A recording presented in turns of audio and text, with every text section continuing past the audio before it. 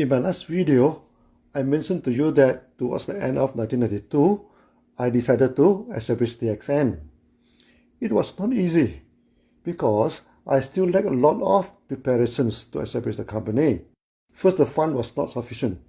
With 70,000 ringgit to establish the farm, factory and M&M company, no one believed that it could be done. Most of my money was due to establish a mushroom farm. Luckily, I'm using the eco-farming approach. I acclimatized the Ganoderma to adapt to the environment, so that I need not spend a lot of money to modify the shade to suit to the Ganoderma. Eco-farming is a minimalist approach. I let the Ganoderma grow in the natural environment with minimal interference from me. Only the strongest and the most effective Ganoderma will survive. Luckily at that time, health food was not yet under strong legislation. I was able to put up a simple factory. The most expensive instrument was the special grinding machine to do the nano grinding. And I brought one simple manual capsule machine to produce the capsule. After I established the farm and small factory, even though the scale was minimal in nature, I did not have much money left for the setting up of the office. One of my friends has rented the first floor of one shop lot for a music center. He rented out 1/3 of the space to me. The rental is 87 ringgit per month. That time DXN only have one product, RGN, GL and nothing else. So just one small cabinet was enough for me to put some stocks. A table, one computer with one Epson dot printer, a few chairs for the guests. The first office of DXN was established. The only staff was a young lady clerk with the salary of 250 ringgit per month. Me and my wife were still working. As there was no sales at the moment, I need the salary to sustain the business. I think I have broken a few records in the M&M history. This is the smallest M&M company in the world, with only one product, one clerk, one table, one cabinet, one computer. Oh, finally we mobilized and started DXN. As I continued to work in Mada, so basically DXN at the time was a part-time M&M company. Add to the smallest size, people in Alostar give it a nickname, Syarikat Gila. It means crazy company in Malay language. In many ways, DXN looked crazy for sure. The only M&M company operated with only one staff in the office, one product to sell, one table and one computer as a counter and office desk. But we have something that eventually beat all other M&M companies. That was the Ekanaga process, the one dragon company. This is the Oriental dragon with a long body, meant from raw material production, manufacturing to marketing, all are under one roof. Even all were in minimum scale, we were an Ekanaga company from the first day DXN was born. Ekanaga are two Sanskrit words, mean one dragon. DXN was the only company that using Sanskrit for the company motto. We have three Eka, the three one in the beginning, Ekanaga, Eka Pasar and Eka Minda. Pasar is the Malay equivalent of bazaar, mean market. Minda is mind. So that DXN is a one dragon, one market and one mind company. From the very first day it was born. The people in Alostar almost laughed to death when they heard the one world, one market from DXN, which in Malay we call it Satu Dunia, Satu Pasaran. Many thought that I have lost my sense and become lunatic.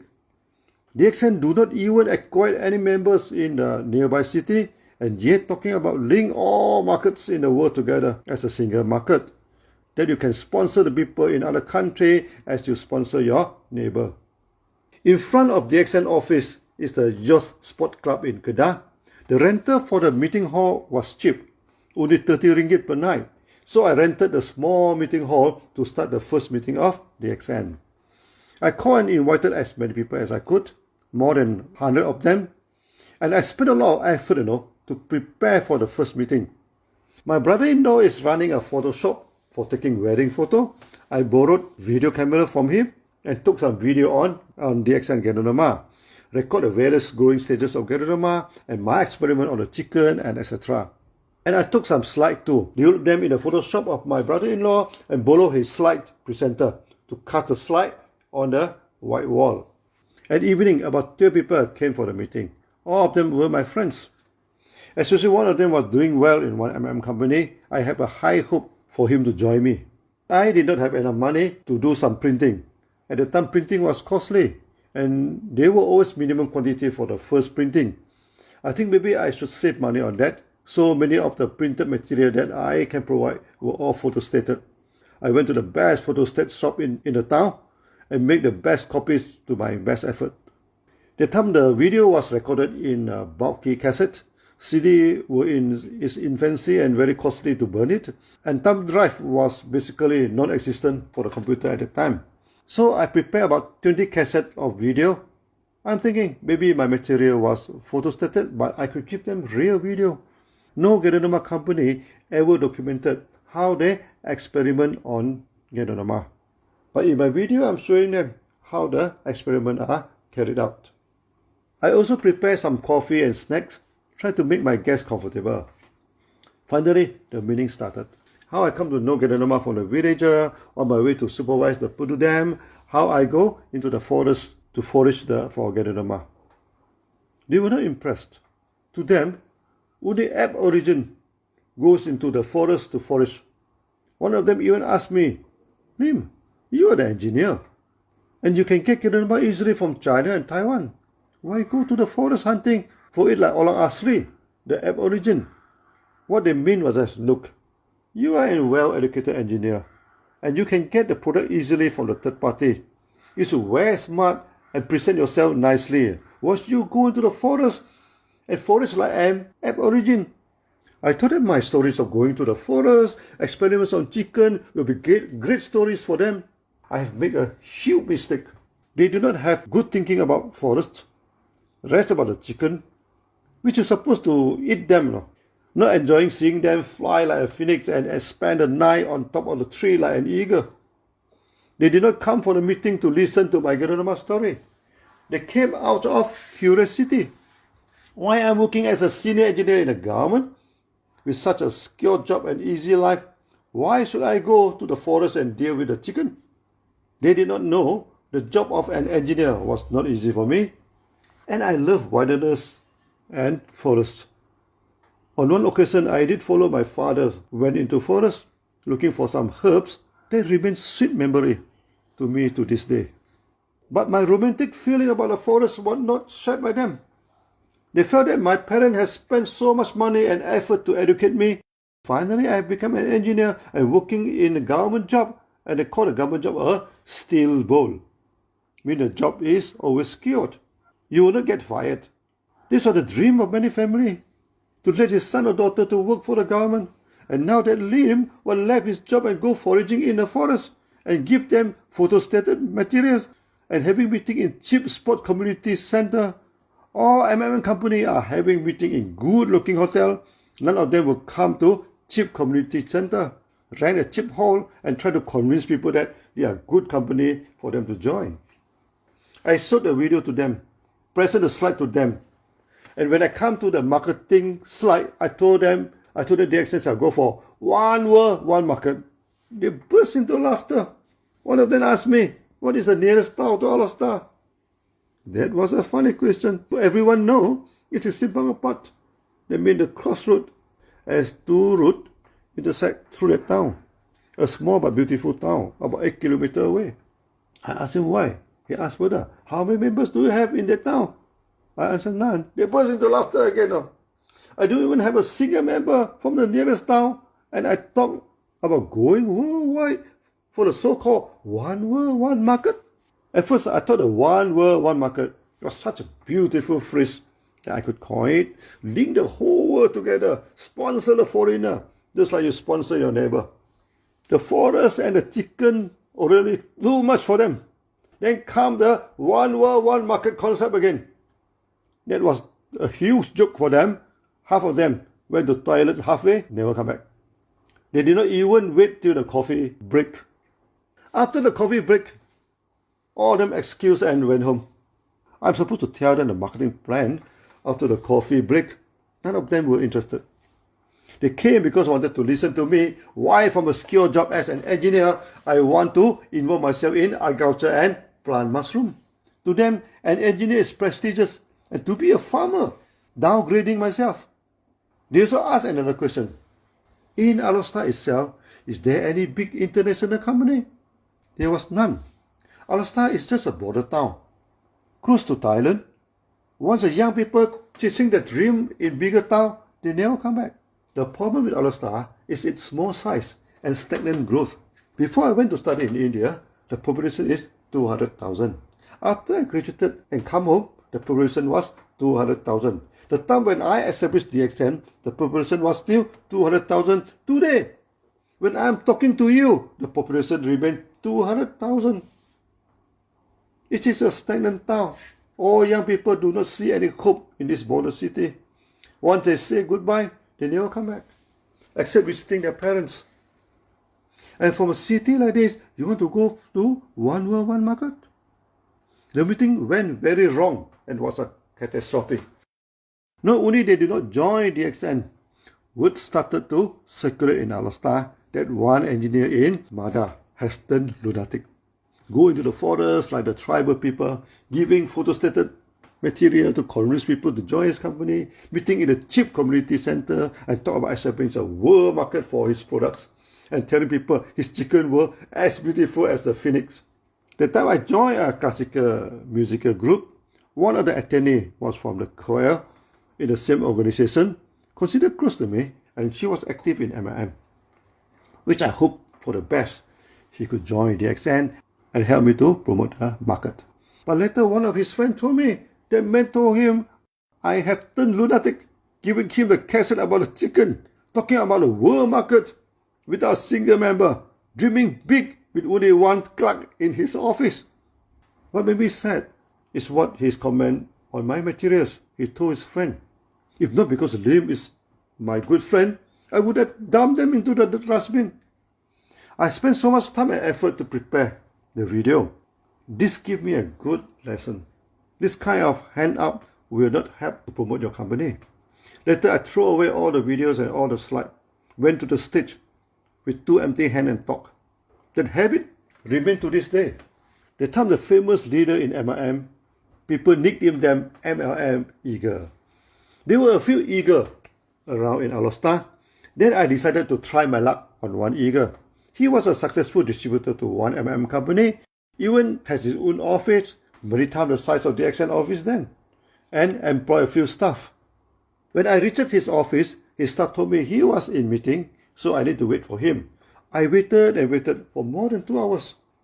Finally, I saw someone out of his office. It was his father. The so-called meeting was actually chit-chat with his father. When I went into his office, I saw him wearing a neat coat and comb his hair very well, and he gave me a serious and non-smiling face. Immediately I sensed something was wrong. Before I even had a chance to talk anything to him, he started to attack the accent. He told me his office was much bigger than my office. He has more staff than me.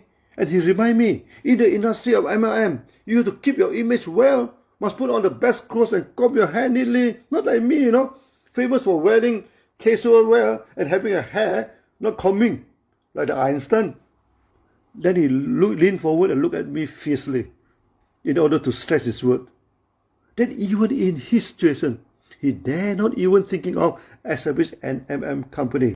And who are you, start with such a shabby office and dare to call it an MLM company?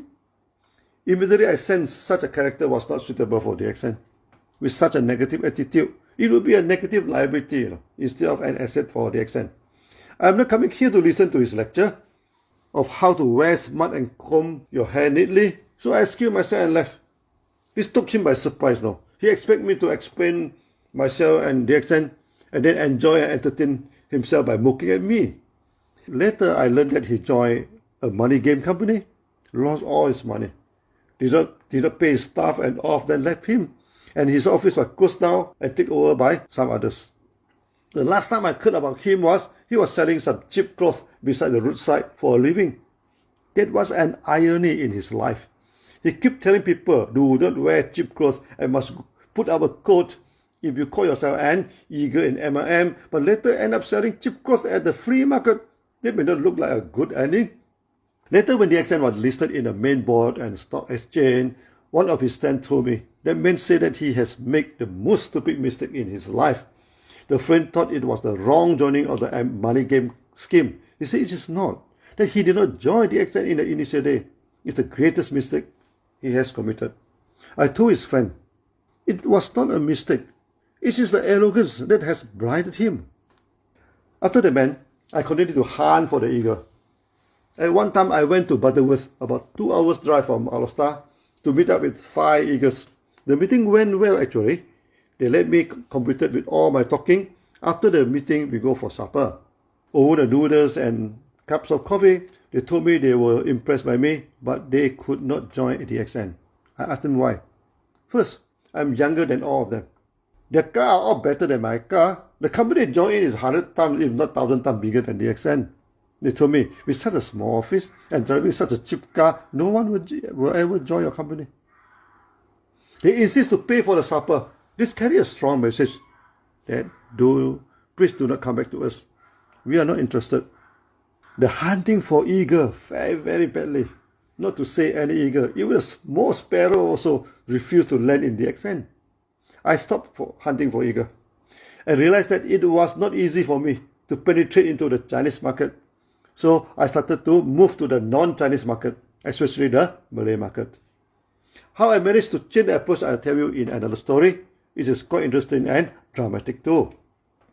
After I moved the market to focus on the Malay market, DXN started to generate some sales. Towards the end of 1993, DXN can generate about 20,000 ringgit per month. This is the sales, not the income. The income is hardly a few thousand. And to sustain the farm, factory and an office, money always not enough.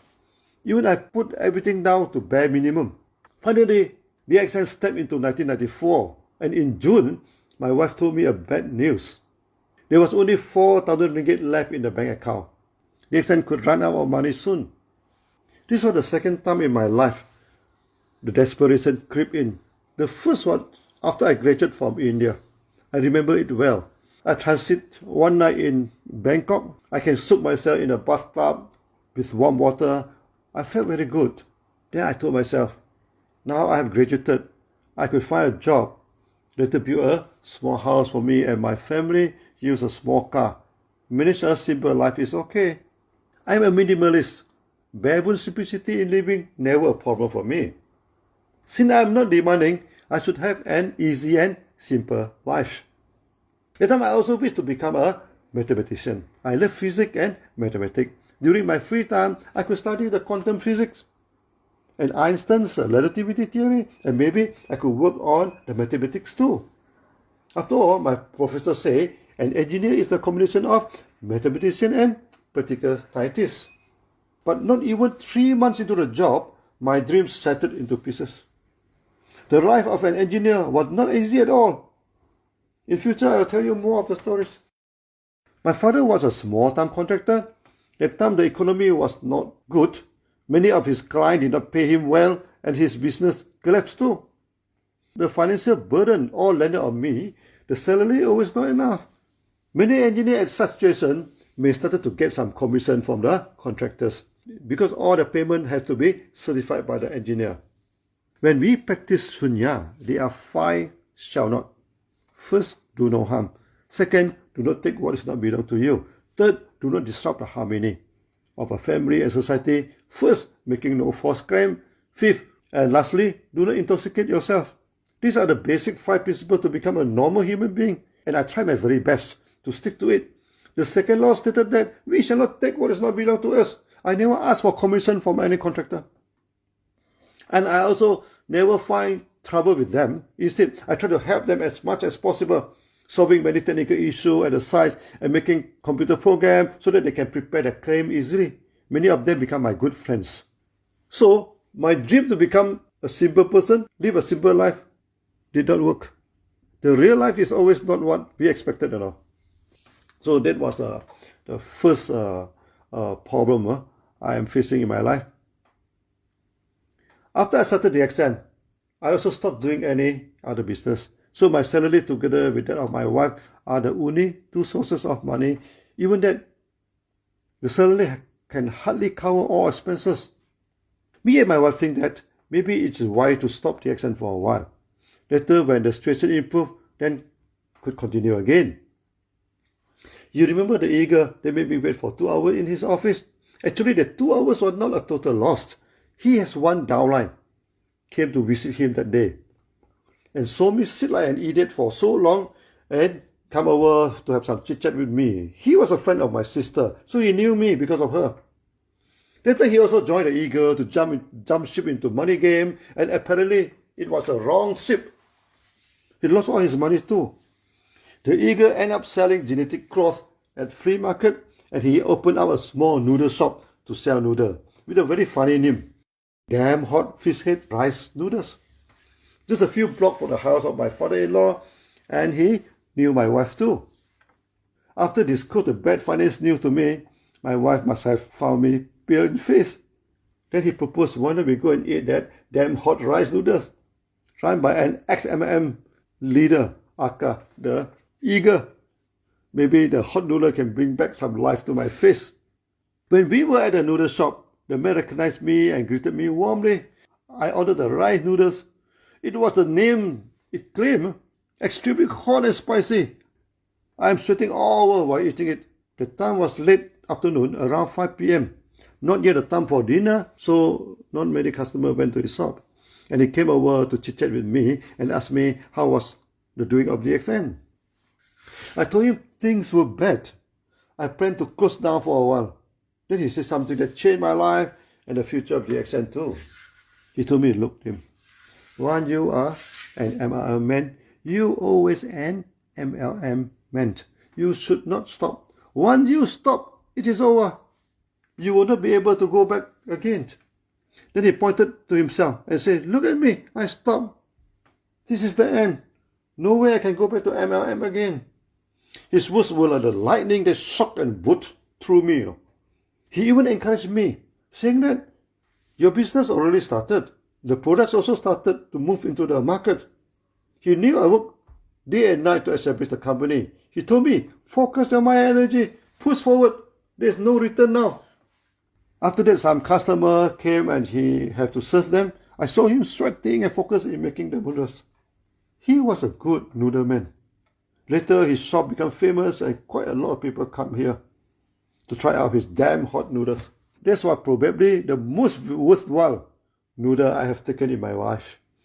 That time it was also near to a public holiday. I told my wife, why not we go to the peak of Gunung Jerai, the highest peak in Kedah State, near to Alostar with only 1 hour drive. Can oversee the paddy fields and the night is cool and pleasing, where government runs some chalet at very affordable price. So we spent the night at the top of Gunung Jerai, or Mount Jerai in English.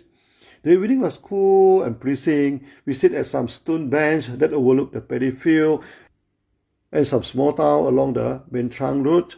We sit at some stone bench that overlooking the paddy fields and some small town along the main road. I knew the paddy fields well. It is under my supervision in Mada. That night was a beautiful night. The lamp of the small town and some houses are flicking softly. The chirping of the insects were very soothing. We sit there for quite some time without talking much. Then I told my wife, dear, I'm going to resign from Mada. She kept quiet for a while. It may not come as a surprise to her, as she knows that the job exerts too much pressure on me. And it was a matter of time I resigned from the job. After pondering for some time, he asked me the practical question. Now DXN was at the worst moment. What if the company ran out of funds and collapsed, and you left with no job? I told her, I have no worry about the job. A few contractors that their contract was supervised by me and told me that in future if I need a job, they could take me in immediately. I told my wife, I am a technocrat now. I may lost all my money, but the skill and the knowledge were always with me. I am a good engineer. I have no worry about getting a job. You see, I never take money from the contractor. And it is at this most critical moment of my life, give me the strength to go forwards. Because I know they can employ me if I need a job. I knew a few engineers who took commission from the contractors. Seeing the money came easily, they always spend more than what they get, and pension poor, full of debt. The night remained sweet and pleasant. I did not answer the most important part of the question posed by my wife. What if DXN ran out of money and collapsed? It was the time that I told my wife about the continuous shooter. Shoot 100 times, and at least one shoot will hit the target. If I fail, I shall try again. Fail, then try again. Keep trying. I told my wife, there can be many failures, but we just need one success. One. Just one. After we came down from the peak, the next day I tendered my resignation. When you work in a government, if you tender 3-month notice for resignation, then you do not need to pay any compensation. If you tender 1 month resignation, you have to pay 1 month's salary. When towards the end of June, the condition of the company turned from bad to worst, and I do not think the company can last till September, the last day of my resignation notice. So in July, I submitted a resignation letter again, this time 1 month notice. I am the only engineer that submitted resignation twice in the history of MADA. The resignation sent shockwave throughout MADA, and many came to me and tried to persuade me not to resign. But my decision was final. Sayonara to engineering. When I worked in MADA, not all the bosses were harsh and suppressive. My immediate boss, Mr. Lok, was a kind-hearted boss. When he received the news that I tendered my resignation, he asked me to meet him. And in rare occasion, he ordered coffee in his room. I never saw him treat people coffee in the room. So when he served me coffee, I knew he must have something important to tell me. He was a bit apologetic and said to me, "Look, Lim, sometimes I could not control my temper and saying harsh words. I just heard that you tendered your resignation. May I know, have I said something that offends you? Or anything here that makes you unhappy?" I immediately sensed that he thought I tendered resignation due to anger, or not happy with the organization, or worse, maybe I'm not happy with him. This was the quality of a good boss. Always think of the feeling of the subordinate. His good intention make me remember till this day. Immediately I told him, I am tired of engineering. He was a good boss and I liked him very much. There was nothing wrong from him that made me unhappy. As a kind elder, he did ask me to consider my resignation carefully and would do anything in his capacity to help me if I needed. I bid thank you to him and told him I want a new career. The day of engineering was over for me. So finally, I'm a free man now. Free like a bird, could fly to anywhere that I wish now. But there were two immediate problems at the time. That I'm owing MADA for the housing loan, which I had to settle in 3 months' time.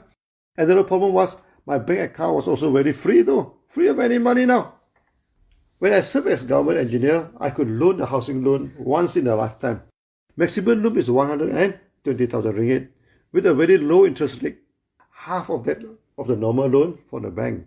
Most engineers would borrow close to the maximum loan as the interest rate was low and they take it as a gain. But I did not think it that way. If I borrow to the maximum, after the monthly deduction for the payment of loan, I may not have any money left to support the running of DXN. So I only borrowed 60,000 and buy a cheap terrace house at the outskirts of Arostar, where the pricing of the house are cheaper. Many of my engineer friends say this was stupid, as I did not maximize the gain in the interest. But I told them, for any loan, you still have to pay back the loan, whether with or without interest. When I loan it in low figure in any eventuality, it will be easier for me to settle the loan. I bought the house for 57,000, considered as one of the cheapest for a 2-story terrace house. With the extra 3,000 in the loan, I managed to put in some furniture in the house. By the time I resigned, the prices of houses were started to trend up, and my house was valued at 80,000 then. So I owe MADA around 40,000, and it was only half the price of the value. I thought it could get the loan from the bank easily. But my application were rejected by all the banks. Lastly, I went to see one of the bank manager, who was my classmate. I asked him why the loan was rejected. He said, "Look, Lim, now you are jobless. Bank wouldn't loan you money, because you have no stable income. I told him I'm not jobless, and DXN pay me 6,000 per month. I did have a salary, but he said that was your own company, and the salary was just on paper. And worse, somehow you know that I did not have any more money in the bank. Dealing with the banks always annoyed me. When I need the money most, they never lend me money. Later, when I have established the company and they don't need any loan anymore, and they keep on contacting me to get a loan from them. My wife must know that I'm in bad shape. Quietly, he talked to his father, and who agreed to loan me 40,000 to settle the housing loan. I told my wife we should treat the loan as the bank loan, pay money installment with interest. Eventually, I pay back all the money with interest. My father-in-law told my wife, I'm the only one in the family actually pay back the money, and with interest some more. The rest of the family members, after borrowing the money, never pay back to him. That solved the first major problem of housing loans. Then the immediate problems were no more money in the bank. I remember the evening after vaccinations, I sat in the office with my wife, tried to look through the bank account. There was nothing to look. No more money in the account. Then I received a call. It was from one of the contractors. Then I have supervised some of his contracts in Mada. He tried to confirm with me as he heard the news that I just resigned. I told him yes. Then he said he would send his daughter to my office to buy some products for me. After some time, his daughter arrived, a fair and good-looking young lady. At first, I had some casual chit-chat. He just completed his secondary schooling and going to Kuala Lumpur for tertiary education, and he would take up interior design. He told me he would like to be a design artist. Then he opened the bag and took out a stack of money and put it on the table and told me, my father would like to order the product from you. Totally worth is 6,000 ringgit. I was taken aback.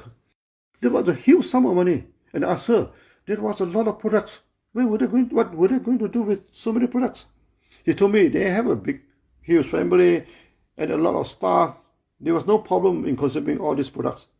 And more important, her father told her not to come home if I did not accept the money and sell the products to her. This was the first time I got some money from a contractor, and there was not a bribe or illegal deal. As I'm no longer an engineer, there was no way I could help him now. And I exchanged it with goods. I told myself, it was a sales, not a bribe. I accepted the money and packaged the products to her. That was the single most high-value purchase for DXN till then, and it did come in the right time, like a timely rain after a long drought. The daughter of the contractor chatting with me about interior design and asked whether she could be a good artist and designer. I assured her, she's neat, beautiful, and with a pair of intense and sparkling eyes, he would become an artist for sure. Actually, that night, he seemed like the most beautiful lady in the world, except my wife, of course. After this, a few contractors and my friends did come and buy products from me. As I am a disciplined engineer, I never accept commission from any contractor. They sure know that I need money after my resignation. Sometimes, when a person extended his hand during the time of need, then we know he was the true friend. I am thinking, karma does work in a positive way. Even though I did not take any money from the contractor, at the end of the day, I gain more than any engineer that take the commission. I dare to design because I know some of the contractors will take me in immediately if I need a job. Then out of my expectation, at the time of difficulty, some of them purchase the products to support me. So finally, DXN was running and kicking. In the next coffee talk, I will tell you how DXN developed the market in Malaysia. See you then. Bye-bye.